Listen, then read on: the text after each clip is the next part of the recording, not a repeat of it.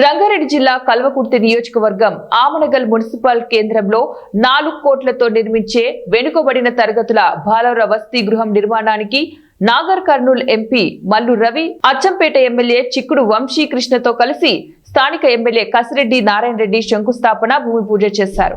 అనంతరం ఎంపీ మల్లు రవి మాట్లాడుతూ శిథిలావస్థకు చేరుకున్న వసతి గృహాన్ని వేరే చోటికి మార్చి విద్యార్థులను అక్కడి నుంచి పాఠశాలకు వచ్చి వెళ్లడం ఇబ్బందికరంగా మారింది.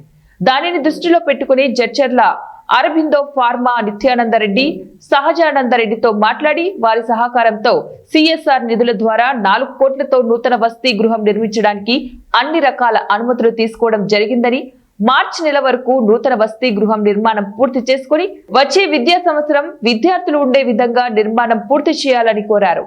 అలాగే గతంలో 2 కోట్లతో జూనియర్ కాలేజీ భవనం అసంపూర్తిగా వదిలేసినట్లు తన దృష్టికి వచ్చిందని, అసంపూర్తిగా ఉన్న జూనియర్ కాలేజీ భవనాన్ని కూడా పూర్తి స్థాయిలో నిర్మాణం చేయించే బాధ్యతను తనదే అన్నారు. చర్చల దగ్గర నేను ఎమ్మెల్యేగా ఉన్నప్పుడు ఆ కంపెనీకి కావాల్సినటువంటి సపోర్ట్ అన్ని చేశారు కాబట్టి నేను ఇంతవరకు ఏమీ అడగలేదు. ఇప్పుడే పొత్తసారి అడుగుతున్నానని చెప్పి వారితో మాట్లాడి ఇది వెంటనే శాంక్షన్ చేయించి దాని తర్వాత డీడీ గారితోని, దాని తర్వాత ఈఈ గారితోని, ఎంఆర్ఓ గారితోని, కమిషనర్ గారితోని, కలెక్టర్తోని, కమిషన్తోని, సెక్రటరీతోని అందరితో మాట్లాడి సమన్వయపరిచి ఇది త్వరగా మొదలు పెట్టాలి.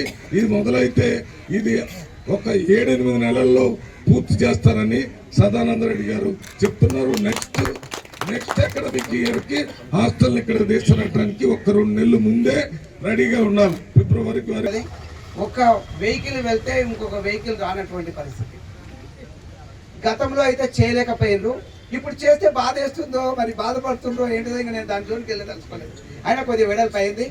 ఇక్కడ ఉన్నటువంటి గ్రామస్తులు కూడా ఈ బాధలను చూసేసేసి మేము ఇళ్ళను మేమే కూలగొట్టుకుంటామని, ఇక్కడ అప్పం శ్రీను ఉన్నారు, ఇంకొక పార్టీ నుంచి దుర్గయ్య గారు ఉన్నారు, అందరూ అయినా కూడా అందరు ముందుకు వచ్చి చేసినందుకు వారికి కూడా ధన్యవాదాలు తెలియజేస్తున్నాను. ఎందుకంటే ఈ ప్రాంతాన్ని తెచ్చుకుంటే ఏమాత్రం ఇబ్బంది లేకుండా అక్కడక్కడ కొద్దిగా ఇబ్బంది పడుతూ అది డ్రైనేజీకి సంబంధించింది వంకర్లు తిప్పిండ్రు, మీకే ఇబ్బంది అవుతుందని నేను కూడా చెప్తున్నా. రాబోయే కాలంలో ఎక్కడైతే వంకలు తిప్పున్నాయో, ఆ బెండ్స్ వచ్చినాయో అక్కడ వచ్చేసి చెత్త పేరుకుంటుంది.